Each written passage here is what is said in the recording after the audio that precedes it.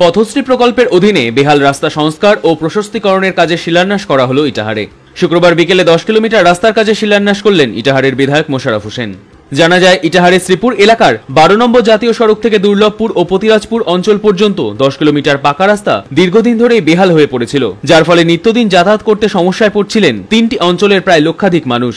ফলে এবার এই রাস্তাটি সংস্কার ও প্রশস্তীকরণের জন্য রাজ্য সরকারের পঞ্চায়েত ও গ্রাম উন্নয়ন দপ্তর থেকে প্রায় 6 কোটি টাকা বরাদ্দ করা হয়। ফলে শুক্রবার দুর্লভপুর প্রাথমিক বিদ্যালয়ের মাঠে আনুষ্ঠানিকভাবে রাস্তার কাজে শিলান্যাস করেন বিধায়ক।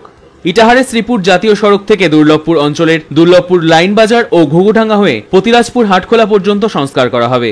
এদিনের কর্মসূচিতে উপস্থিত ছিলেন জেলা পরিষদের 2 কর্মাধ্যক্ষ কার্তিক দাস ও সুন্দর কিস্কু, পঞ্চায়েত সমিতির সভাপতি রীনা সরকার, পঞ্চায়েত প্রধান রীনা সরকার সহ এলাকার অন্যান্য জনপ্রতিনিধিরা। পাশাপাশি এদিনের অনুষ্ঠান মঞ্চে বিধায়কের হাত থেকে দুর্লভপুর ও পতিরাজপুর অঞ্চলের শতাধিক বিজেপি সমর্থক তৃণমূল কংগ্রেসের পতাকা হাতে তুলে নেন। বিধায়ক জানান, আজকে 10 কিলোমিটার পাকা রাস্তা সংস্কার ও প্রশস্তীকরণের শিলান্যাস এবং দুর্লভপুর অঞ্চলের মহাগাছি ও পতিরাজপুর অঞ্চলের তালটুঙ্গি সহ একাধিক বুথে শতাধিক বিজেপি সমর্থক তৃণমূলে যোগদান করলেন। আজকে আমাদের বহু প্রতীক্ষিত রাস্তা এলাকার দীর্ঘদিনের দাবি ছিল, একেবারে শ্রীপুর NH 34 থেকে পতিরাজপুর হাটখোলা ভায়া দুর্লভপুর লাইন বাজার, ঘুঘুডাঙ্গা, তালটুঙ্গি এই মিলে প্রায় 10 কিলোমিটার রাস্তা পশ্চিমবঙ্গ গ্রামীণ উন্নয়ন দপ্তর থেকে আমাদের প্রায় 6 কোটি টাকা দিয়ে আজকে এই রাস্তাটি সম্প্রসারণের, প্রশস্তীকরণের এবং নতুনভাবে করার কাজের আজকে আমরা শুভ উদ্বোধন করলাম। মাননীয় মুখ্যমন্ত্রী মমতা বন্দ্যোপাধ্যায়ের অনুপ্রেরণায় সমগ্র রাজ্যে রাস্তা উন্নয়নের ক্ষেত্রে একটি বিপ্লব চলছে। সেই হিসাবে আমরা এই রাস্তাটি বরাদ্দ করতে পেরেছিলাম। আজকে দুর্লভপুর লাইন বাজার প্রাইমারি স্কুলের মাঠে এই রাস্তা উদ্বোধনকে কেন্দ্র করে একটি বিরাট উৎসবের আকারে একটি জনস্রোত, জনপ্লাবন যেটাকে বলা যায়, সেটা আজকে আমরা এখানে দেখতে পেলাম। মানুষের হাসি মুখ, সবার এই যে রাস্তার গুরুত্বপূর্ণ রাস্তা যে দরকার ছিল সেটা আজকে এই জনস্রোত দিকে বোঝা গেল। এবং এই রাস্তা হওয়ার জন্য এই এলাকার মানুষের, এই এলাকাটা অনেক উন্নত, আরো উন্নত হবে এবং সমৃদ্ধশালীও হবে। এই উপলক্ষে আজকে উপস্থিত পঞ্চায়েত সমিতির সভাপতি রীনা সরকার, জেলা পরিষদের 2 কর্মাধ্যক্ষ আছেন কার্তিক দা এবং সুন্দর কিস্কু, ব্লক সহ সভাপতি আছেন মজিবুর এবং পলাশ রায়, ইসরায়েল চাচা, এবং অঞ্চলের প্রধান রীনা সরকার, হিরুরাম সরকার, রাধাকান্ত রায় এবং এর বাদ দিয়েও আরো কাঞ্চন সরকার, ইটাহারের নেতৃত্ববৃন্দরা আছেন মৃণাল সরকার, খাজিম মদ্দিন আহমেদ, সাহিরুল থেকে আরম্ভ করে আরো অনেক নেতৃত্ববৃন্দরা সবাই উপস্থিত আমরা ছিলাম। এই মহেন্দ্রক্ষণে একটা বিরাট উৎসবের আকার ধারণ করেছে। আর আমি নিজে অত্যন্ত খুশি যে রাস্তাটি এত প্রয়োজনীয় রাস্তা আমরা যে বরাদ্দ করে আনতে পেরেছি বলে আমি নিজেও খুশি, এলাকাবাসীকেও আমি শুভেচ্ছা জানিয়েছি। তার সাথে সাথে এখানে অনেক মানুষ এই রাস্তা উদ্বোধন করে উন্নয়নকে কেন্দ্র করে কিছু লোক দুর্লভপুর অঞ্চলের কয়েকটি বুথ থেকে আমাদের সব মাস্টার মশাই এবং তার নেতৃত্বে আদিবাসী সম্প্রদায়ের মানুষজন, আমাদের পতিরাজপুরের তালটুঙ্গি বুথের আদিবাসী সমাজের মানুষজন এবং দুর্লভপুর অঞ্চলের মহাগাছি এই বুথ থেকে সনাতন হিন্দু সমাজের মানুষজন বিজেপি পরিত্যাগ করে এই উন্নয়নে, আর আগামীতে বিজেপি যে ইটাহারে শেষ, ইটাহারে বিজেপির কোনো ভবিষ্যৎ, তাই এরা বিজেপি আর করতে চায় না। এরা আজকেই এই উদ্বোধনী মঞ্চ থেকে নিচে তারা সবাই আজকে আমাদের দলে যোগদান করলো। আমি এই সমস্ত বিজেপি থেকে আসা নেতৃত্ববৃন্দদের আমরা অভিনন্দন এবং ওয়েলকাম শুভেচ্ছা জানাচ্ছি। ব্লক তৃণমূল কংগ্রেসের পক্ষ থেকে আমরা তাদেরকে সাদরে সম্ভাষণে গ্রহণ করলাম। আগামীতে একসাথে তারা আমরা সবাই মিলে উন্নয়ন করব। ইটাহারকে যে মডেল ইটাহার, সবার ইটাহার আমরা তৈরি করার যে প্রকল্প সংকল্প নিয়েছি, যেটার অধিকাংশে আমরা সফল হয়েছি, আরো উন্নয়ন আমরা আগামীতে গুছিয়ে সর্বধর্ম সম্প্রদায়ের মানুষকে সঙ্গে নিয়ে আমরা করতে চলেছি। সুপ্রিম কোর্টের নির্দেশে প্রায় 26,000 শিক্ষক বাতিল করা হয়েছে। এমন পরিস্থিতিতে বিএড প্রশিক্ষণার্থীরা বিভিন্ন স্কুলে গুরুত্বপূর্ণ দায়িত্ব পালন করছেন। বালুরঘাট শহরের গার্লস হাই স্কুলে রয়েছে 11 জন, 10 জনই শিক্ষিকা এবং 1 জন অশিক্ষিকা কর্মী। 10 জনের মধ্যে ইংরেজি, অর্থনীতি, ভূগোল, ফিলোসফি, অঙ্ক, কম্পিউটার, লিটারেচার এবং সায়েন্সের শিক্ষক রয়েছেন। গতকাল চাকরি চলে যাওয়ার পর শুক্রবার আর কোনো শিক্ষক শিক্ষিকা স্কুলে আসেনি। এদিকে প্রত্যেক স্কুলে বর্তমানে পরীক্ষা চলছে, যার ফলে পরীক্ষা নেওয়ার ক্ষেত্রে ব্যাপক সমস্যায় পড়তে হয় স্কুল কর্তৃপক্ষকে। বহু স্কুলেই বিএড প্রশিক্ষণার্থীদের পরীক্ষা কেন্দ্রের গার্ড হিসেবে রাখা হয়েছে। বালুরঘাট সহ জেলার বেশিরভাগ স্কুলেই একই সমস্যা দেখা দিয়েছে। এই সমস্যার জন্য বিরোধীদের উপর দোষ চাপিয়েছেন তৃণমূল ছাত্র পরিষদের সভাপতি অমরনাথ ঘোষ। সুপ্রিম কোর্টের এসএসসি মামলায় 26,000 জনের চাকরি বাতিলের রায়ে সমস্যার সম্মুখীন হতে হয়েছে স্কুলগুলিকে। যে সমস্ত স্কুলে 2016 সালের এসএসসিতে শিক্ষক ও অশিক্ষক কর্মী নিয়োগ করা হয়েছে, অসুবিধায় সেই সমস্ত স্কুলগুলি। এমনিতেই বিভিন্ন স্কুলে রয়েছে শিক্ষকের অপ্রতুলতা। এবার এই রায়ের ফলে বিভিন্ন বিষয়ে শিক্ষকের অভাব পড়তে চলেছে স্কুলগুলিতে। এদিকে আগের পাঠানো হাইকোর্টের লিস্ট অনুযায়ী দক্ষিণ দিনাজপুর জেলার তালিকায় 511 জন শিক্ষক এবং 70 জন অশিক্ষক কর্মীর নাম রয়েছে। এই বিষয়ে ওই স্কুলের ভারপ্রাপ্ত প্রধান শিক্ষিকা মহুয়া চৌধুরী বলেন, প্রত্যেকেই ভালোভাবেই দক্ষতার সাথে আমাদের মেয়েদের পড়াতেন। ওই শিক্ষিকাদের মধ্যে একজন গোল্ড মেডেলিস্টও রয়েছেন। একজন শিক্ষিকা চলে যাচ্ছে, তা নিয়ে সত্যি সমস্যা তৈরি হবে। ভয়াবহ পরিস্থিতি। আমার স্কুলের টিচিং 10 জন, তার মধ্যে 6 জন এইচএস সেকশন আর 4 জন নর্মাল সেকশন। একজন নর্মাল সেকশনের, একজন হচ্ছে বাংলা, বাকি সবাই পিওর সায়েন্স গ্রুপের, প্লাস একজন নন টিচিং, তিনি মেট্রন। 11 জন টিচিং নন টিচিং মিলিয়ে 11 জন একটা স্কুল থেকে চলে যাওয়া মানে সেই স্কুলটার মেরুদণ্ডটা ভেঙে পড়া। আমার স্কুলে পিওর সায়েন্সের কোনো টিচারই থাকবে না। এইচএস সেকশনের 6 জন টিচার না থাকলে এইচএস সেকশন আমার চলবে কি করে? আর এই সময় পরীক্ষা চলছে, ওরা আসেনি, ফলে পরীক্ষা চালাতেও তো প্রচন্ড অসুবিধা হচ্ছে। গতকালকে ওরা ছিল, আজকে 11 জন নেই। সেই জায়গাটাতে তো পরীক্ষা আমাদেরকে খুব কষ্ট করে চালাতে হচ্ছে।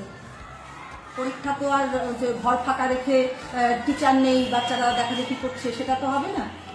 ফলে আমাদের যে কয়েকজন এক্সিস্টিং টিচার রয়েছেন, তারা আমরা সব ঘরে গিয়ে আমাদের চাপ করছে, তার ফলে আমাকেও ছোটাছুটি করতে হচ্ছে।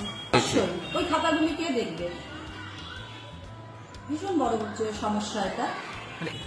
রায়কে দেখবার ক্ষমতা বা সে সম্পর্কে বলাটার তো অধিকারই আমাদের নেই।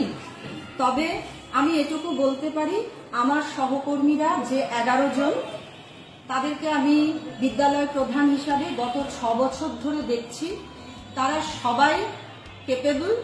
তারা স্কুলের জন্য সব রকমভাবে সহায়তা করেছে। তাদের যে শিক্ষাগত যোগ্যতা, তাদের ক্যাপাবিলিটি সম্পর্কে আমার কোনো ব্যক্তিগতভাবে কোনো সন্দেহ নেই।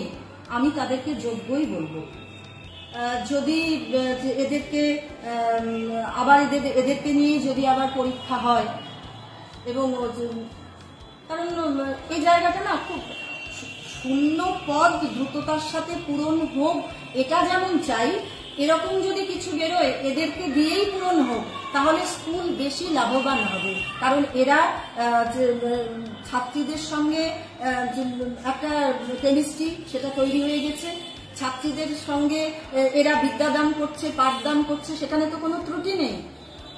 ফলে এই যে সেট আপটা ভেঙে পড়বে, এটাই আমি চাইছি না। এরাই যদি থেকে যায়, কোনো নিয়ম, কোনো কিছু মানে মাধ্যমে, তাহলে সেটাই সব থেকে ভালো হয়। শূন্যপদ তো থাকলে স্কুলগুলিই চলবে না। আমার স্কুলে টিচিং নন টিচিং মিলিয়ে 11 জন, 10 জন শিক্ষিকা, একজন শিক্ষাকর্মী। কাগজে পড়লাম কোনো স্কুলে 35 জন, কোনো স্কুলে 21 জন। তাহলে সেই বিদ্যালয়গুলি কি করে চলবে? ফলে আমরা সত্যি একটা ভয়াবহ পরিস্থিতির মধ্যে পড়েছি। ওরা যেমন পড়েছে, তেমনি আমরাও পড়েছি। এতগুলো পরীক্ষার খাতা কে দেখবে? নিশ্চয়ই বাংলার দিদিমণি যে আছে তার ঘাড়ে গিয়ে আমি অঙ্কের খাতা, ফিজিক্যাল সায়েন্সের খাতা চাপিয়ে দিব না। সেকশনে তো আমার তাই হচ্ছে। আমার ইকোনমিক্সের টিচার, আমার জিওগ্রাফির টিচার, এরা যারা এইচএস সেকশনে তো একজন করে সাবজেক্ট টিচার থাকে না। তাহলে একজন ইংরাজির টিচার, বোনাফাইড এইচএস সেকশনের ইংরাজির টিচার, বোনাফাইড ইকোনমিক্সের টিচার, জিওগ্রাফির টিচার, ম্যাথের টিচার, ফিলোসফির টিচার, তারা সবাই 2016 সালের শিক্ষিকা ছিল। তাহলে যারা এক্সিস্টিং ক্লাস 11-এ পড়ছে, তাদের ক্লাসগুলো কি করে চলবে? প্রায় 26,000 যে সুপ্রিম কোর্টের নির্দেশ 26,000 শিক্ষক এবং অশিক্ষাকর্মী তাদের চাকরি চলে গেছে। এই বিষয় নিয়ে প্রতিটা স্কুলেই একটা সমস্যা তৈরি হয়েছে, কারণ হঠাৎ করে কোথাও 11 জন, কোথাও 10 জন, কোথাও 5 জন করে শিক্ষক কমে যাচ্ছে। আমাদের বালুরঘাটেও বিভিন্ন স্কুলে একই সমস্যা দেখা দিচ্ছে। আমি গার্লস স্কুলে দেখলাম যে 11 জন সেখানে চলে গেছে চাকরি। আর সেই জায়গায় দাঁড়িয়ে বিভিন্ন যারা বিএড যেখানে প্রশিক্ষণ নিতে এসছে তারা ক্লাস নিচ্ছে, পরীক্ষা নিচ্ছে, এরকম একটা সমস্যার মধ্যে পড়ছেন। এবং যারা প্রধান শিক্ষক শিক্ষিকা রয়েছে তারাও বলছে যে একটা চরম সমস্যার মধ্যে তাদেরকে পড়তে হলো। কি বলবেন? না, এই বিষয়টা প্রথমত এটা এসএসসির বিষয়। এটা এসএসসি একটা অটোনমাস বডি, তারা যা ডিসিশন নেওয়ার নেবে, এবং প্রত্যেকটা স্কুলে তার ম্যানেজিং কমিটি রয়েছে এবং জেলার এসএসসির বা এই টিচারের ব্যাপারে বিষয় দেখার জন্য ডিআই রয়েছেন। আমি শুধু একটা কথাই বলবো যে আজকে এই 26,000 লোকের চাকরি গেল কেন? বিকাশবাবু নিজেদের রাজনৈতিক ফায়দা তোলার জন্য তিনি যখনই কোনো নিয়োগ প্রক্রিয়া হন তখন তিনি গিয়ে হাইকোর্টে গিয়ে মামলা করেন, এবং তিনি প্রত্যেকবার পশ্চিমবঙ্গে মমতা বন্দ্যোপাধ্যায় যখনই কাউকে সরকারি চাকরি দেওয়ার চেষ্টা করেন বা সরকারি চাকরি যখনই হয়, তিনি প্রত্যেকবার মানুষকে না খেতে যেতে পায় তার জন্য তিনি গিয়ে সেই চক্রান্ত করে প্রত্যেকবার গিয়ে হাইকোর্টে গিয়ে মামলা করেন। আমরা জানি, আমি নিজে একজন আইনজীবী হিসেবে জানি যে প্রিন্সিপাল অফ ন্যাচারাল জাস্টিস বলে যদি কোনো ঘটনায় 10 জনের যদি 10 জন যদি নিরপরাধ থাকে, একজন বেকসুর, মানে বিষয়টা হচ্ছে একজন অপরাধী ছাড়া পেয়ে যাক কিন্তু কোনো বেকসুর জন্য না হয়, সাজা না পায়, পানিশমেন্ট না পায় বা সাজা না পায়। সেক্ষেত্রে আমরা দেখলাম যে 26,000 লোক তো কেউ ছিল না। আজকে আমরা দেখেছি মমতা বন্দ্যোপাধ্যায় সরকার কাউকে রেয়াত করেনি। যখন যে বিষয়ে যারা অভিযুক্ত এসছে তাদের বিরুদ্ধে যা যা দলীয় ব্যবস্থা নেওয়া নিয়েছে, প্রশাসনিক যা ব্যবস্থা নেওয়া নিয়েছে, এখানে 26,000 লোককে যে পথে ফেলে দিয়েছে, এই পুরো দায়টা বিকাশ রঞ্জন ভট্টাচার্যের এবং বিজেপির কিছু কিছু নেতৃত্ব যারা এই ভোট আসলে এই ইস্যুগুলোকে তুলে ধরে। এবং আমি বিশ্বাস রাখি যে হিউম্যানিটেরিয়ান গ্রাউন্ডে প্রিন্সিপালস অফ ন্যাচারাল জাস্টিসে সুপ্রিম কোর্টে একটা রিভিউ পাওয়ারও রয়েছে। আমার মনে হয় যারা দোষী তাদেরই চাকরি যাবে। এরপর আমরা বিগত দিনে দেখেছি সুপ্রিম কোর্ট নিজের জাজমেন্ট, নিজের রুলিং নিজেরা বহুবার ওভাররুল করেছে। তো আমার মনে হয় না 26,000 লোকের চাকরি যাবে, কিছু একটা রাস্তা বেরোবে। এবং সবার শেষে মমতা বন্দ্যোপাধ্যায় তিনি আগামী 2 দিনের মধ্যে সবাইকে নিয়ে দেখা করবেন, সবার সাথে দেখা করবেন। যেখানে আমাদের মানবিক মুখ্যমন্ত্রী রয়েছেন, 7 তারিখে তিনি নিশ্চয়ই কোনো রাস্তা বার করবেন এই বিষয়ে। গতকাল সুপ্রিম কোর্টের রায় বাতিল হয়ে গিয়েছে 2016 সালের এসএসসির পুরো প্যানেল, যার জেরে গোটা রাজ্যে চাকরি খুইয়েছেন প্রায় 26,000 শিক্ষক শিক্ষিকা ও অশিক্ষক কর্মী। এই তালিকায় রয়েছে রায়গঞ্জ করোনেশন উচ্চ বিদ্যালয়। করোনেশন উচ্চ বিদ্যালয়ের প্রধান শিক্ষক কালীচরণ সাহা বলেন, স্কুলে 3 জনের চাকরি বাতিল হয়েছে, যাদের মধ্যে রয়েছেন একজন শিক্ষিকা ও বাকি 2 জন গ্রুপ ডি কর্মী। শিক্ষিকার নাম রুবিনা পারভিন এবং বাকি 2 জন গ্রুপ ডি কর্মী হলেন নাসরিন নাজ নুরি এবং ভীমদেব শর্মা। এখনো পর্যন্ত অফিসিয়ালি কোনো বার্তা এসে স্কুলের কাছে না পৌঁছালেও সুপ্রিম কোর্টের 41 পৃষ্ঠার রায় অনুযায়ী এই 3 জনের চাকরি বাতিল হয়েছে। এই ঘটনা খুবই বেদনাদায়ক, কেননা যোগ্যদের চাকরি যাওয়াটা মেনে নেওয়া যায় না, এমনটাই বলে আক্ষেপ প্রকাশ করলেন প্রধান শিক্ষক। অ্যাপয়েন্টমেন্ট ক্যান্সেল হয়েছে, তার মধ্যে আমাদের বিদ্যালয়েরও 3 জন, 2 জন গ্রুপ ডি, একজন শিক্ষক অর্থাৎ শিক্ষিকা, উনিও রয়েছেন এই 25,752 জনের মধ্যে। কি নাম তাকে? শিক্ষক যিনি বা শিক্ষিকা, ওনার নাম রুবিনা পারভিন, আর 2 জন গ্রুপ ডি, একজন নাসরিন নাজ নুরি আর একজন ভীমদেব শর্মা। এনারা কত সালে জয়েন করেছিল? 2018 সালে এনারা জয়েন করেছিলেন। আজকে তাদের চাকরি থেকে, আজকে তাদের গতকালের রায়ে চাকরি এখন ওদের অ্যাপয়েন্টমেন্টগুলো ক্যান্সেল হয়ে যাওয়া, চাকরি আর এখন তাদের নেই সেই অনুযায়ী। আপনার কাছে সেই বার্তা এসে পৌঁছেছে? আমাদের কাছে বার্তা অফিসিয়ালি তো এটার কারোর কাছে বার্তা নেই। আমরা যেটা দেখলাম সেই রায়গুলো ঘুরছে, সেই রায় আমরা ওদের হাতেও এসে পৌঁছে গেছে। যে 41 পৃষ্ঠার যে রায় সুপ্রিম কোর্টের, সেটাই আমরা পেয়েছি। সেখানে তো আর কোন স্কুলের কতজন তার তো বিস্তারিত কোনো ব্যাখ্যা নেই। হ্যাঁ, তাতে করে এই 25,752 জনের মধ্যে আমাদের বিদ্যালয়েরও 3 জন, একজন শিক্ষিকা, 2 জন গ্রুপ ডি, আপাতত ক্যান্সেলেশনের খাতায় তাদেরও নাম রয়েছে। এটা তো একটা খুব মর্মান্তিক ঘটনা। নিঃসন্দেহে মর্মান্তিক। কেন এই যাদের চাকরি হারা যারা আজকে হলো, তারা তো সবাই যে অযোগ্য এমনটা না, এদের মধ্যে যোগ্যও ছিল, অযোগ্যও ছিল। কিন্তু যারা অযোগ্য তাদের চাকরিটা যাওয়া হয়তো মেনে নিলেও তাদের পক্ষে সহজ হলেও, যারা যোগ্য তাদের পক্ষে তো মেনে নেওয়া সম্ভব হচ্ছে না, সহজ হচ্ছে না। মুখ্যমন্ত্রী বলছেন যে যারা যোগ্য তাদের একটা বিচার বিবেচনা করবেন, সেই ক্ষেত্রে একটা আশার আলো দেখতে পাওয়া যাচ্ছে যে যেভাবেই হোক হয়তো নতুন নিয়োগ এসএসসি নিয়োগে সেই সমস্ত শিক্ষিকা বা শিক্ষকদের যদি বয়স থাকে তাহলে তাদের হয়তো নিয়োগ একটা ছাড় দেবে আর না, সেটা কোর্টের আয়ও যেটা বলেছে, যেটা আমরা যতটুকু জানতে পেরেছি আর কি, বিভিন্ন সংবাদ মাধ্যমের মাধ্যমে বা ফেসবুক নিউজের মাধ্যমে, তাতে করে যে বয়সের ছাড় যারা 2016 প্যানেলে যারা এপিয়ার ছিলেন, যারা ক্যান্ডিডেট, প্রত্যেকেই তারা এপিয়ার হতে পারবেন। একমাত্র টেন্টেড যারা অযোগ্য বলে লিস্টেড, তাদের কাছে বিভিন্ন কাছে থেকে প্রাপ্ত, এসএসসি থেকে প্রাপ্ত লিস্টেড অযোগ্য যারা বা সিবিআইয়ের কাছ থেকে প্রাপ্ত, তারা বাদে সবাই কিন্তু বসতে পারে পরীক্ষায়। স্বাভাবিক কারণেই তাদের একটা তো সম্ভাবনা থাকছেই, এবং মুখ্যমন্ত্রী, মানবিক মুখ্যমন্ত্রীও সেটা দেখছেন যাতে করে এদের মানে পুনর্বাসনের ব্যবস্থাটা করা যায় যত তাড়াতাড়ি, এবং করা সেটা উচিত, সেটা মানবিক দিক থেকেই তাদের মানে প্রত্যেকেই তো ওই যে একটা কথাই বলছি যে সবাই তো আর অযোগ্য নয়, যারা যোগ্যতার পরীক্ষা দিয়ে তারা আবার আসুক, সাথে ফিরে আসুক, আমরা সেটাই চাইছি। তাদের পরিবারগুলো যেভাবে চলে আসছিল এতদিন, আবার সেভাবেই তাদের পরিবারগুলো পরিচালিত হোক, আসুক। সে একমাত্র আমাদের মানে ঈশ্বরের কাছে এবং সরকারের কাছে যেন এটা একটা আমাদের একটা আবেদন, মানবিক হিসাবে, আমরা হিউম্যান বিইং হিসেবে আমরাও চাইছি যে যে অবস্থায় ছিল তারা সেই অবস্থায় ফিরে আসুক। জেলা জুড়ে শুরু হয়েছে পানীয় জলের সমস্যা। প্রায় প্রতিটি ব্লকের পানীয় জল বা নিত্য ব্যবহারের জল নিয়ে সমস্যা দেখা দিয়েছে। জেলা প্রশাসনিক ভবনে পঞ্চায়েত সমিতির সভাপতি থেকে ব্লক উন্নয়ন আধিকারিক, পিএইচপি দপ্তরের আধিকারিক এবং জেলা শাসকের উপস্থিতিতে উচ্চ পর্যায়ের মিটিং আয়োজিত হলো। এই মিটিংয়ে উপস্থিত ছিলেন বিপ্লব মিত্র, যিনি পশ্চিমবঙ্গ সরকারের ক্রেতা সুরক্ষা দপ্তরের মন্ত্রী। রিভিউ মিটিংয়ে জেলার সবথেকে বেশি খরাপ্রবণ ব্লক তপন ও গঙ্গারামপুরের বিস্তীর্ণ অঞ্চল নিয়ে বিশেষভাবে আলোচনা করা হয়েছে। এছাড়াও পানীয় জলের সমস্যা দ্রুত সমাধান কিভাবে করা যায় সে বিষয়েও দীর্ঘ আলোচনা করা হয়েছে। শুক্রবার বিকেলে আয়োজিত এই রিভিউ মিটিংয়ে যে সমস্ত অঞ্চলে এখনো পর্যন্ত জলজীবন মিশনের কাজ পৌঁছয়নি এবং যেখানে পানীয় জলের সমস্যা ভয়ঙ্কর আকার ধারণ করেছে, সেখানে সাবমার্সিবল বসিয়ে অর্থাৎ জলের ট্যাঙ্কার পাঠিয়ে পরিস্থিতি মোকাবিলা করা সম্ভব বলে জানানো হয়েছে। আজকে আমাদের মূলত একটা রিভিউ মিটিং এটাকে বলা যায়। আমরা যেহেতু গরমটা পড়ছে, সুতরাং জলের তো আমাদের জেলায় কিছু কিছু ব্লকে একটু অসুবিধা আছে, ক্রাইসিস আছে, সেগুলো নিয়ে আমরা একটা মিটিংয়ে আজকে বসেছি। মূলত আমাদের পিএইচই ডিপার্টমেন্ট এই ব্যাপারটা দেখে, তো সেখানটায় আমাদের পিএইচই ডিপার্টমেন্ট যে কাজ করছে সারা জেলা জুড়ে 8টা ব্লকে, তাদের বর্তমান কি অবস্থাটা আছে আমাদের কাজের, কোন কোন জায়গাতে এখন পর্যন্ত আমাদের অসুবিধা ফেস করতে হচ্ছে গরমের জন্য, কোথায় কোথায় আমরা জল পৌঁছে দিতে পেরেছি অলরেডি আর কোথাও পারিনি, আর আমাদের যে জল মিশনের যে ব্যাপারটা আছে সেইটা আমাদের একটা নির্দিষ্ট সময় দেওয়া আছে গভর্নমেন্টের পক্ষ থেকে, যে আমাদের সেইটা গোটাটাই করতে হবে যাতে সব বাড়িতে আমরা জল সাপ্লাইটা দিতে পারি আর্সেনিক মুক্ত ফ্লোরাইড মুক্ত।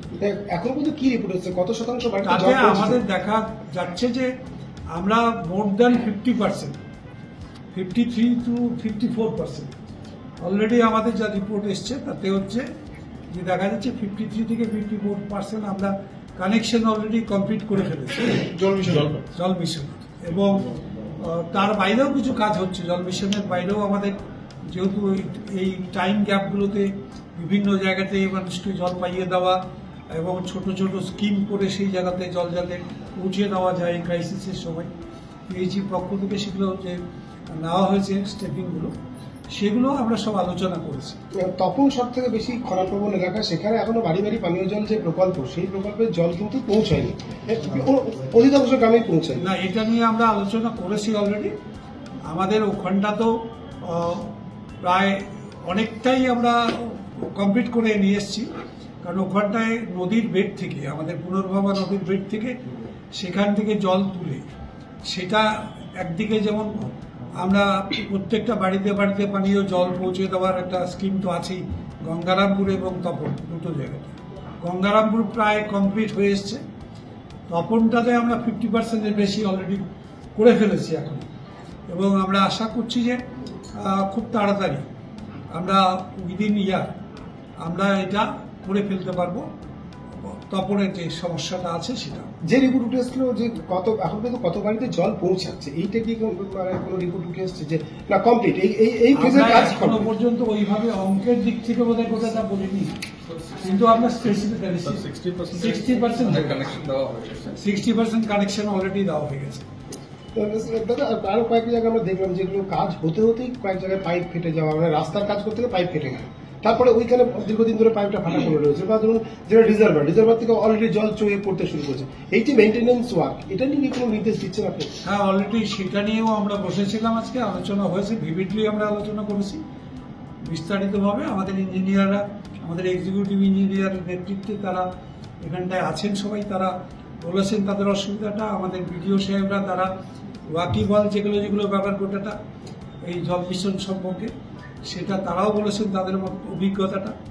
এবং আমরা যেখানটায় গ্যাপগুলো আছে ছোট বড় মাঝারি যেগুলো, সেগুলো নিয়ে আমরা ডিটেলসে এতক্ষণ ধরে আলোচনা করেছি, এবং আগামী দিনে আমাদের প্ল্যান অফ অ্যাকশনটা কীভাবে করতে হবে সেটা নিয়ে আলোচনা করে আমরা ডিটেলস বলে দিয়েছি আমাদের জেলার এই কাজ শেষ হতে। আমরা অবশ্যই আমরা টার্গেট তো একটা আছে আমাদের, যে 25-এর মধ্যে সমস্ত বাড়ি বাড়ি আমরা পানীয় জল, পরিশ্রুত পানীয় জল, আর্সেনিক মুক্ত, ফ্লোরাইড মুক্ত, আমাদের ডিস্ট্রিক্টে দুটো আছে প্রবলেম।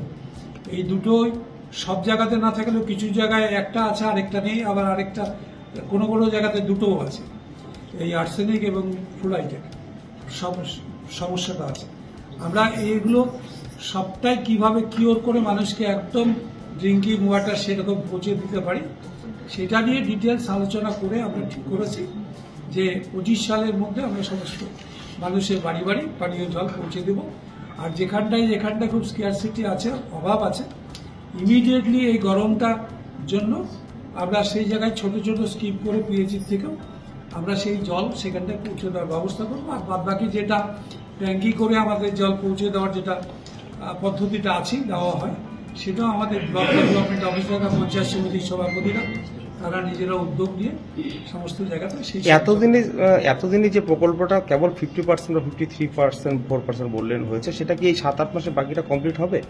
হ্যাঁ, না হওয়ার কিছু নেই। আমাদের এগুলো আমরা বললাম যে এটা কমপ্লিট হয়ে গেছে অলরেডি, তাতে 54% কানেকশন দেওয়া হয়ে গেছে, কাজগুলো অনেকটা এগিয়ে গেছে। আর অনেক জায়গাতে আমাদের ট্যাঙ্কি হয়তো তৈরি হয়ে গেছে, আমরা সেই জায়গাটা ফাইনাল টাচ হয়তো দিব, সেগুলো আমরা ধরিনি, সেটা বাদ দিয়েই আমরা 60% আমরা অলরেডি কানেকশন আমরা দিয়ে দিয়েছি। ইতিমধ্যে তপনের বেশ কিছু স্কুলের পাম্প খারাপ হয়ে গেছে, জল উঠছে না, আমরা অল্টারনেটিভ ওই ব্যবস্থাগুলো করছি আর কি। আমাদের কিছু সাবমার্সাল এগুলো বসিয়ে দিয়ে বা সেখান থেকে জল সাপ্লাই দেওয়ার এই অ্যারেঞ্জমেন্টটা আমরা করে দিচ্ছি, যাতে মানুষের কোনো জায়গাতে জল খেতে। আউটিনা ব্লকে এই সমস্যা দেখা দিয়েছে, আমরা অলরেডি অলরেডি আমাদের ওখানকার ভিডিও রিপোর্ট দিয়েছে, আমরা আলোচনা করেছি ইন ডিটেলস, আমরা সেখানটার ব্যবস্থাও নিচ্ছি। একটু অন্য প্রশ্নে যাব। ঠিক আছে, এবার তার ভিত্তিতে বিডিওদের কাছ থেকে একটা ফিডব্যাক নিলাম, তারপর আমরা চিহ্নিত করেছি কোন কোন ব্লকে, কোন কোন পঞ্চায়েতে, কোন কোন গ্রামে সমস্যা আছে, মূল সমস্যা, মেজর সমস্যা যেখানে আছে সেটা চিহ্নিত করা হয়ে গেল। এবার এটা মানে মূলত 3টে সলিউশন আছে। একটা হচ্ছে পিএইচির যে কাজগুলো হচ্ছে ওখানে যদি কোনো কিছু রিপেয়ারিং বা কিছু যদি করি, ওখানে যদি আমরা ওই গ্রামের পাশে একটা স্ট্যান্ড পোস্ট যদি লাগানো যায়, তাতে অ্যাটলিস্ট ওই বাড়ি বাড়ি কানেকশন না হলে ওই স্ট্যান্ড পোস্ট থেকে লোক জল নিতে পারবে, এটা এক নম্বর। আর একটা হচ্ছে ওখানে যদি সাবমার্সিবল করে ওখানে যদি লাগিয়ে যদি জল তুলে আপাতত সলিউশন করানো যায় কিনা। নাম্বার 3 হচ্ছে এই একটাও যদি কাজ না হয় তাহলে ট্যাঙ্কার পাঠিয়ে জল সাপ্লাই করা যেখানে যেখানে পসিবল। এবার তার জন্য কতগুলো ট্যাঙ্কার লাগতে পারে তার একটা অ্যাসেসমেন্ট হচ্ছে, কমপ্লিট হয়নি, ওই জন্য আমি এই মুহূর্তে নাম্বার বলতে পারবো না।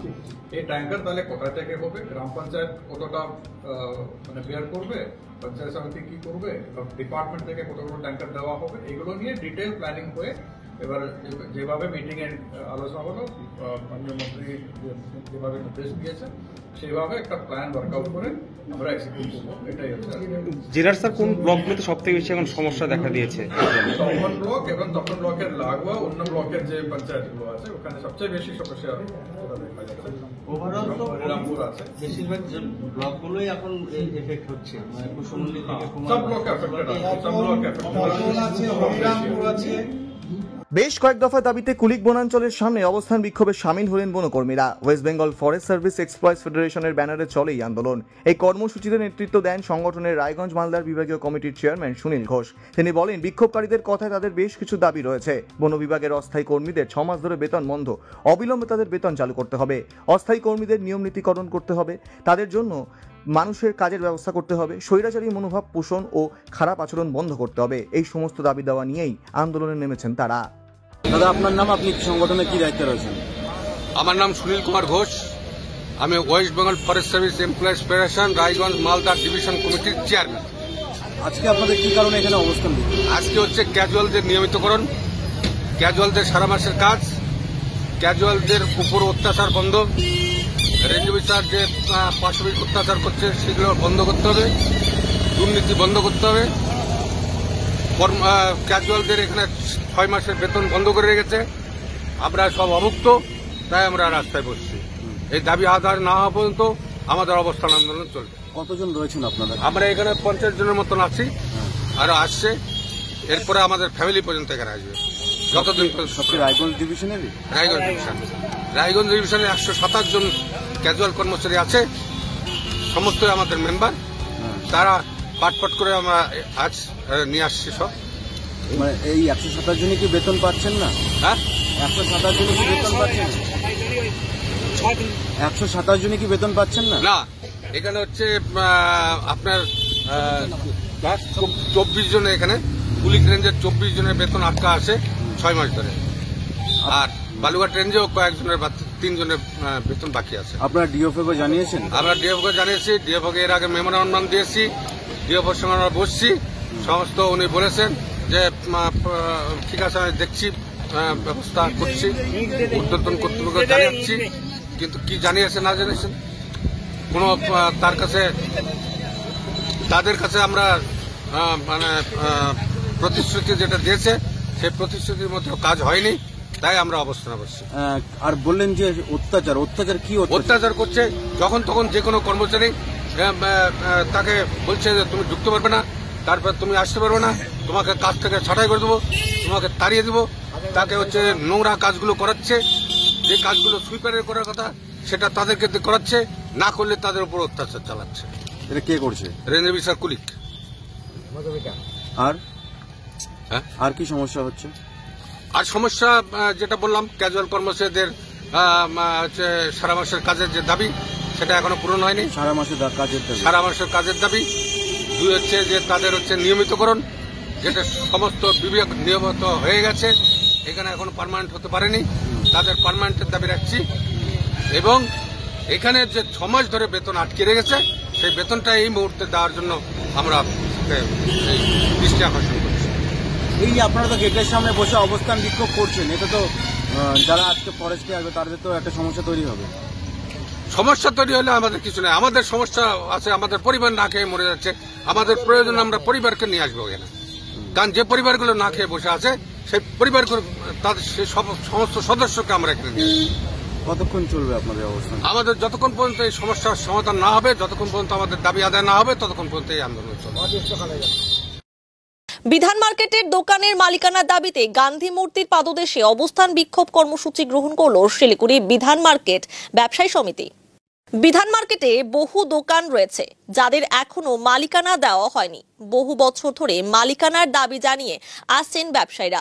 বিভিন্ন জায়গায় চিঠি দেওয়ার পরও সরকারের পক্ষ থেকে কোনো পদক্ষেপ গ্রহণ করা হয়নি। এসডিএ কে চিঠি দেওয়ার পরও কোনো সদুত্তর মেলেনি। এই কারণে এদিন গান্ধী মূর্তির পাদদেশে বিক্ষোভে সামিল হন।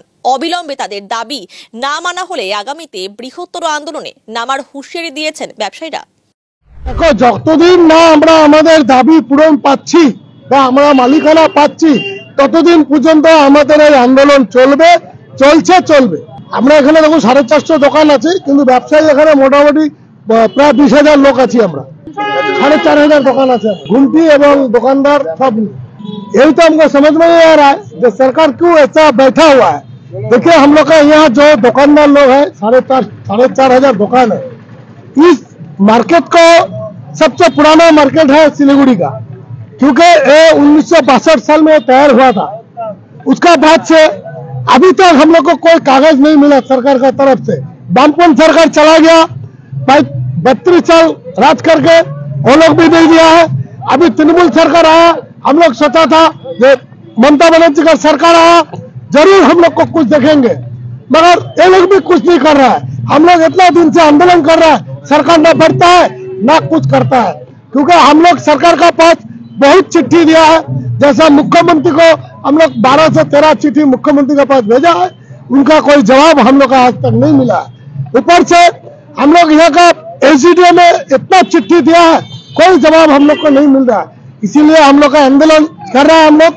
हम लोग चाहता है सरकार हम लोग से बैठे, हम लोग का कुछ जो उपाय है वो कर दीजिए सरकार को करना चाहिए।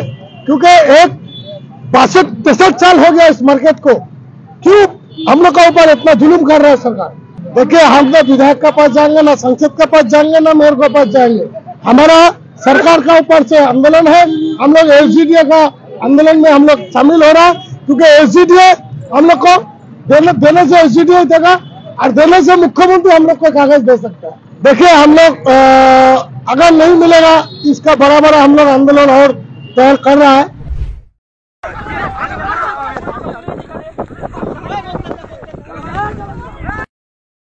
কৃষকের মাথায় হাত, হঠাৎ করে গম ও ভুট্টার জমিতে আগুন লেগে পুড়ে ছাই হয়ে গেল কয়েক বিঘা ফসল। ঘটনাটি ঘটেছে উত্তর দিনাজপুর জেলার ইসলামপুর ব্লকের গোবিন্দপুর গ্রাম পঞ্চায়েত ও সুজালি গ্রাম পঞ্চায়েতের বেটিয়াপাড়া এবং জাগিরগঞ্জ গ্রামে। এই দিন জানা যায় মাঠে চলছে গম কাটার কাজ, তার মধ্যেই হঠাৎ স্থানীয়রা দেখতে পায় পুরো মাঠে অগ্নিকাণ্ড। স্থানীয়রা আগুন নেভাতে হাত লাগালে আগুন নেভানো সম্ভব হয়নি। ঘটনার খবর দেওয়া হয় ইসলামপুর থানার রামগঞ্জ পুলিশ ও ইসলামপুর দমকল বাহিনীকে। খবর পেয়ে ছুটে আসে পুলিশ ও দমকল বাহিনী। দমকলের একটি ইঞ্জিন এসে আগুনকে নিয়ন্ত্রণে আনে। এই ঘটনায় এলাকায় উত্তেজনা ছড়িয়ে পড়ে। রামগঞ্জ পুলিশ ফাঁড়ির বিশাল পুলিশ বাহিনী এসে পরিস্থিতি নিয়ন্ত্রণে আনে। কতটা জ্বলছে? মোটামুটি 10 কাঠা বাড়ি গম জ্বলছে, 10 কাঠা মকই জ্বলছে। ফের মোর ছড়া মাইছে কো কিভাবে আগুন লাগছে? এই গম বাড়ি লোকিল্লা আগুন দিছে, খড়ি বাড়ি কার ছড়া কদি পানি কুমার ছড়া আর কার ছড়া রে টাকা দেখাইছে। কয় বিঘা জমি জ্বলছে এখানে টোটাল? মোটামুটি 10 বিঘা জমি হবে। কোন এলাকা এটা? 40 বিঘা। ঘটনা হয়েছিল একটু আগে, গম মোলামলি হচ্ছিল, একটা ছেলে আগুনটা ধোয়া দিয়েছে ওনার জমিতে। সম্পূর্ণ আগুনটা এখন চলে আসলো বাড়ির দিকে, আগুন ধরে গেল। গরম অনেকটা পর্যন্ত নষ্ট হয়েছে, মোটামুটি 2-3 বিঘা মাটি গরম চলে গিয়েছে, মকইগুলো ভুট্টাগুলো চলে গিয়েছে। কে ধোয়াইছিল? এটা রবুদ্দিন নামে একটা আমার যাই হয়েছে ছেলে। কয় বিঘা জমি জ্বলছে? মোটামুটি 3 বিঘা মাটির মতন গম জ্বলেছে, ভুট্টা জ্বলেছে। অনেক কত ক্ষয়ক্ষতি হয়েছে? অনেক ক্ষয়ক্ষতি। কত লক্ষ টাকা হতে পারে? মোটামুটি 10-15 লক্ষ টাকা হয়ে যাবে। কোন জায়গা এটা? এটা জাগিরগঞ্জ ভদ্রকালী। পুলিশ আসছে? হ্যাঁ পুলিশ আসছে, ফেয়ার ব্রিগেড এসেছে। কতক্ষণ আগে? মোটামুটি 1 ঘন্টা আগে। আপনার নাম? আমার নাম এমডি আলম। বাড়ি কোথায়? বাড়ি বটিয়াপাড়া। আচ্ছা কি হয়েছিল আজকে? আজকে সকালে আগুনটা ওইদিকে 1 কিলোমিটার আগে ধরাইছিল, ওখান থেকে এসে আবার লাস্টে এখানে পর্যন্ত এসে নিমেছে। আমাদের গ্রামের মানুষগুলো এসে এখানে নিবাইছে, নিবার পরে মারপিটটা হয়েছে। কি মারপিট হয়েছে? এখানে মারপিট ঠেলা ফেলা হয়েছে, তারপর মোটামুটি খুন হয় নাই, এখানে মারপিট এমনি হয়েছে, হাতাপাই হয়েছে। তারপরে এখানে যাইব যে 2-3টা ছেলে গাঞ্জা খেয়ে এসে মারপিটটা করেছে। কি জ্বলছে এখানে? গম জ্বলছে এবং এখানকার মকই জ্বলছে। গম কয় বিঘা হবে? গম মোটামুটি 15 বিঘা, এখানে টোটাল 15 বিঘা আছে। 15 বিঘার মধ্যে এখানে 10 কাঠার মতো চলেছে। কত টাকার ক্ষয়ক্ষতি হতে পারে এগুলো? মোটামুটি 10-15 লাখ টাকার ক্ষয়ক্ষতি হয়েছে, মকই নিয়ে আর গম নিয়ে। কে লাগাইছিল আগুনটা? কিভাবে লাগলো এটা? এখানে আগুনটা ওইদিকে লাগাইছিল, যাইগো যে একটা গ্রামের ছেলে রহিমউদ্দিন আগুনটা লাগাইছিল সকালে। তার চাচার বেটা ভাই এসে ও মারপিট করেছে। ও কি গমে লাগাইছিল না গমে খড়ে লাগাইছিল? গমে কাটার পরে লাগাইছিল। কাটার পরে লাগাইছিল। ওকে মানা করেছে, ওকে মানা করেছে তুমি আগুন না লাগাও, তারপরে না কথা শুনে ও আগুনটা লাগাইছে। এই যে চাষের জমিতে এগুলোতে কিন্তু আগুন লাগা দণ্ডনীয় অপরাধ, কি বলবেন? দণ্ডনীয় অপরাধ। আমরা চাই ওর সরকার থেকে ওকে যা অপরাধ করেছে তার যেন শাস্তি হয়। পুলিশ আসছিল? পুলিশ আসছিল, এখন নিয়ন্ত্রণে আছে। ফায়ার ব্রিগেড আসছিল? কয়টা ইঞ্জিন আসছিল, কয়টা গাড়ি ফায়ার ব্রিগেডের? দুইটা আসছিল। ফায়ার ব্রিগেডের দুটা গাড়ি আসছিল। আচ্ছা, কি নাম আপনার? রাজা বলো।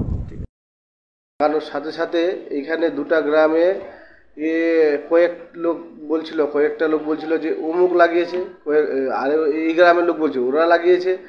এই কেন্দ্র করে অনেক বর্ষা হয়েছে।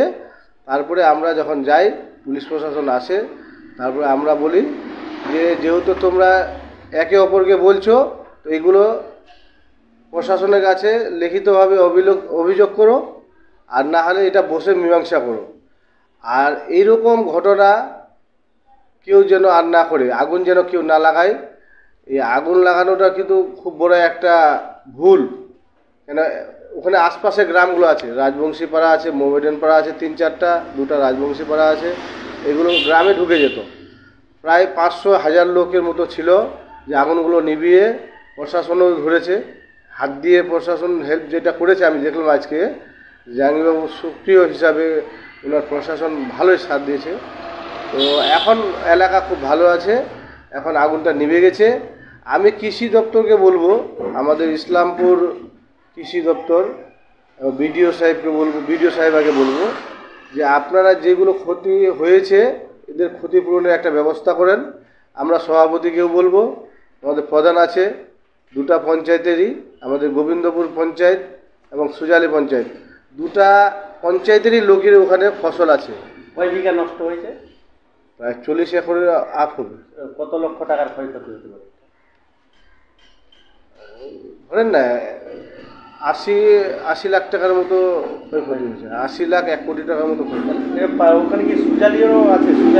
সুজালি, গোবিন্দপুর, এই যে জাগিরগঞ্জ এবং রাজবংশী পাড়া, এরা গোবিন্দপুর, বডিয়াপাড়া একটা রাজবংশী পাড়া, আবার সুজালি, আরও অন্যান্য ফকির বস্তি, ওই লারুখোয়া, সবারই আছে ওই জায়গাতে জমি। ইসলামপুর থেকে দমকল বাহিনী কটা ইঞ্জিন আসছিল? একটা এসছিল, কিন্তু প্রশাসন অনেকগুলো ছিল, সবাই ওই এটাকে কী বলে আমরা কাদলি বলি, হ্যাঁ, ওইটা দিয়ে কিছু মাটি খুঁড়ে কিছুটা এরিয়া ওরা করলো, কিছু দমকল বাহিনী এসে করলো, স্থানীয় লোক কিছু হেল্প করলো। অনেক গরিব লোকের ফসল নষ্ট হয়েছে। হ্যাঁ, অনেক নষ্ট কিন্তু হতাশ, তাদেরকে কি আশ্বাস দিচ্ছেন আপনি? আমি দেখলাম কয়েকটা মহিলা কান্নাকাটি করছে, আর কি করে বাঁচবো আমরা, না হয় আমরা মরে যাব, আমাদের ফসল নষ্ট হয়ে গেল। কে বা কারা আগুন লাগিয়েছে ওটা প্রশাসন খতিয়ে দেখছে। আর বাকি আমি বললাম যে এলাকা পিসফুল রাখার জন্য প্রশাসন ওটাও দেখছে। আশা করা যাক গন্ডগোলটা বাড়বে না। নষ্ট হয়েছে তাদের কি আশ্বাস দিচ্ছেন? ওনারা এডিও অফিস থেকে আমাদের বিডিও ম্যামকে বলবো যে এগুলোদের যেন ক্ষতিপূরণের একটা ব্যবস্থা করা হোক। আমাদের ব্লক প্রেসিডেন্ট এবং আমাদের জেলা সভাপতি সবাইকে আমরা এটা বলবো, আবদার দিব। আমাদের জেলা পরিষদে আছেন মৌসুমী খাতুন, ওনার হাজব্যান্ড জাহেদুল বাবুকেও বলবো যে এটা একটু গভীরভাবে এই গরিবদের কৃষকদের জন্য যেন এটা চিন্তাভাবনা করে, মানে এত 1 বছর ধরে ফসলটা করলো, জন্ম দিয়ে এখন যে বাড়ি নিয়ে আসবে, হঠাৎ করে আগুন লেগে গেল, কে বা কারা লাগালো এটা আমি বলতে পারবো না, এটা পুলিশ প্রশাসন দেখছে। কিন্তু এটা ক্ষতিপূরণের একটা ব্যবস্থা যেন হয়। আপনার পরিচয়? আমি এক্স মেম্বার, আমার নাম সুইট, আসল নাম এমডি তারিক। এই বুথেরই, ভদ্রকালী বুথেরই মেম্বার ছিলাম আমি। অক্সফোর্ড বিশ্ববিদ্যালয়ের কেলক কলেজে নারী ও শিশুর বিষয়ে রাজ্যের মুখ্যমন্ত্রী মমতা বন্দ্যোপাধ্যায় বক্তব্য রাখার সময় এসএফআই এর বিরুদ্ধে বিক্ষোভ প্রদর্শন করে এবং বাংলাকে অপমান করা হয়েছে। পাশাপাশি মানুষের জীবনের প্রাণ রক্ষার্থে জীবনদায়ী ওষুধের মূল্য বৃদ্ধি করেছে কেন্দ্রীয় সরকার। তারই প্রতিবাদে শুক্রবার দুপুরে কালিয়াগঞ্জ শহর ও ব্লক তৃণমূল ছাত্র পরিষদের উদ্যোগে একটি বিক্ষোভ কর্মসূচির আয়োজন করা হয়। এদিন শহর ও ব্লক তৃণমূল ছাত্র পরিষদের সভাপতি রাহুল সিংহ রায় এবং নূর ইসলামের উদ্যোগে কালিয়াগঞ্জ কলেজ থেকে প্রতিবাদ মিছিল করে সুকান্ত মোড়ে এসে বিক্ষোভ কর্মসূচি পালন করা হয়। আমার নাম রাহুল সিংহ রায়, আমি কালিয়াগঞ্জ শহর তৃণমূল ছাত্র পরিষদের সভাপতি। আমরা আজকে এখানে যে অবস্থান বিক্ষোভ করলাম, আমরা এর আগে বিগত দিনে দেখেছি আমাদের গৌরব আর আমাদের অহংকার, আমাদের বাংলার নেত্রী এবং বাংলার প্রথম কোনো মহিলা মুখ্যমন্ত্রী, যিনি বিদেশে অক্সফোর্ড বিশ্ববিদ্যালয়ে নিমন্ত্রণ পেয়েছিলেন শিশু এবং নারীর উন্নয়ন সম্পর্কে এবং তার ক্ষমতায়ন ব্যাপারে বিশ্বকে বার্তা দেওয়ার জন্য, যে আমাদের বাংলাতে যেভাবে নারীদের উন্নয়ন এবং নারীদের জন্য যেসব প্রকল্পের মাধ্যমে নারীদেরকে পেছন সারি থেকে সামনের সারিতে নিয়ে আসা হচ্ছে এবং স্বয়ং সম্পূর্ণ করা হচ্ছে, সেই জন্য ওনাকে বার্তা দেওয়ার জন্য বিশ্ব দরবারে নিয়ে যাওয়া হয় ডেকে। তো সেখানে আমরা দেখতে পাই যে হাতে গোনা কয়েকজন তারা সেখানটায় আমাদের বাংলার মুখ্যমন্ত্রী যখন বক্তৃতা দিচ্ছিলেন তখন তারা সেখানে কিছু বিশৃঙ্খলা সৃষ্টি করে এবং আমরা দেখে এসেছি যে তাদের কোনো ক্ষমতা নেই, কেননা 34 বছরে তারা বাংলাকে শুধু শোষণ করে গেছে। তারপরে যখন বাংলাকে একটা বিশ্ব দরবারে দিদি আমাদের অবস্থান করছে, বিশ্ব দরবারে গিয়ে বাংলার জন্য বলছে এবং বাংলা বিশ্বকে পথ দেখাচ্ছে, সেই জায়গায় তারা একটা বিশৃঙ্খলার চেষ্টা করে। সেই প্রতিবাদে এবং সেই জন্যই আমরা আজকে তৃণমূল ছাত্র পরিষদ কালিয়াগঞ্জ শহর এবং ব্লক এবং কালিয়াগঞ্জ কলেজের আমরা এখানে সবাই হচ্ছে বিক্ষোভ করি। এবং বিগত দিনে আমরা এটাও দেখি যে আমাদের রক্ত চোষা এবং আমাদের দেশকে চোষা এই বিজেপি সরকার আমাদের সব থেকে প্রয়োজনীয় যেসব ওষুধ মেডিসিন সেটার দামও তারা বাড়িয়ে দেয়। প্রায় 900টা মেডিসিন আছে যেগুলো আমাদের দৈনন্দিন জীবনে খুব প্রয়োজন, সেই সব ওষুধগুলোরও তারা দাম বাড়িয়ে দেয়। তো এইভাবে তারা দিনের পর দিন আমরা দেখতে পাচ্ছি যে বড় লোকরা বড় লোকই হয়ে যাচ্ছে আর যারা গরিব শ্রেণী এবং নিচু শ্রেণী তারা পিছিয়েই যাচ্ছে। তো এই প্রতিবাদে আমাদের এই সভা।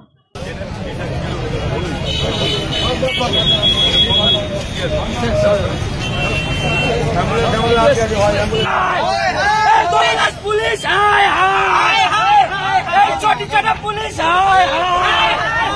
এই পুলিশ তুমি উর্দি ছাড়ো, এই জলরাজ পুলিশ, এই জলরাজ পুলিশ আয় আয়, এই জলরাজ পুলিশ আয় আয়, বন্দে মাতরম, বন্দে মাতরম, হায় হায় হায় পুলিশ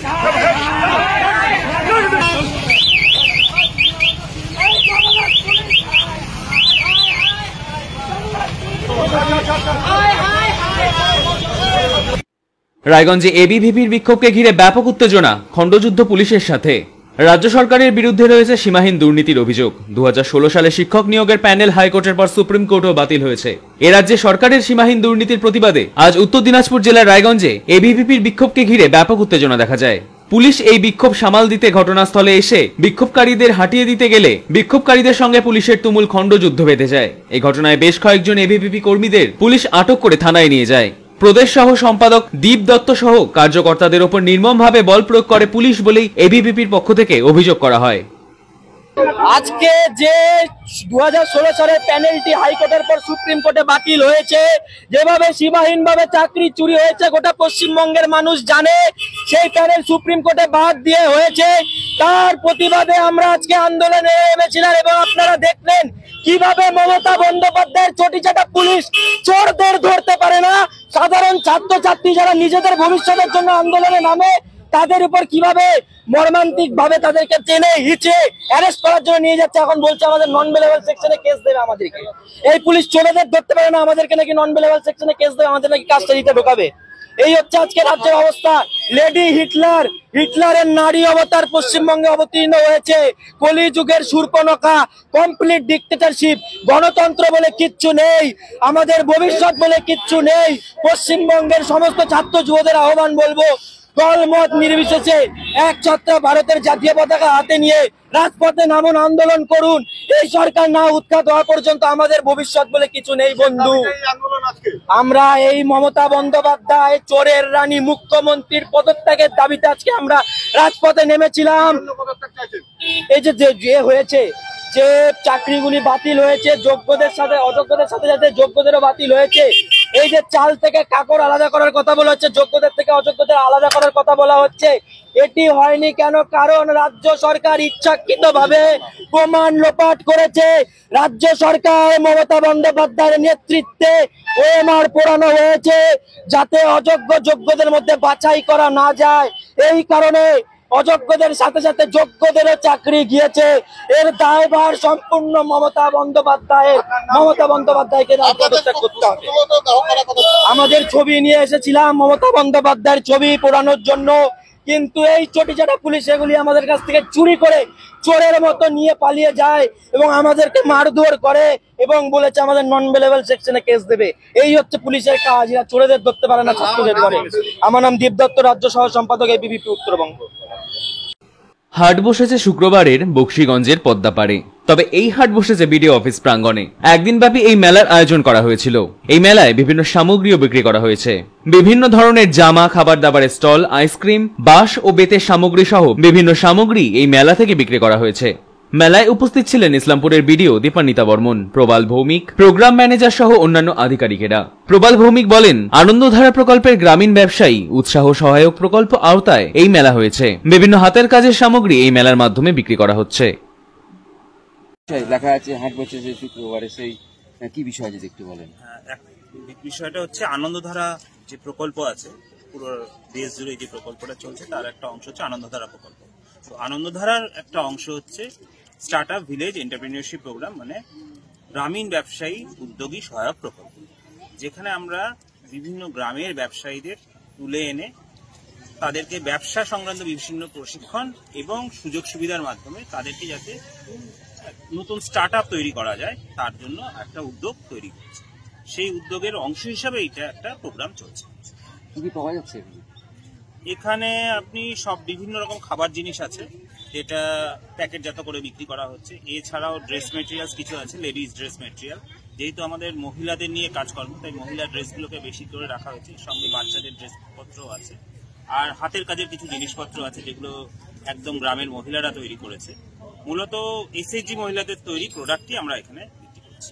এই স্বনির্ভর দলগুলি কতটা আত্মনির্ভর হবে এই মেলাগুলোতে অংশগ্রহণ করলে পরে?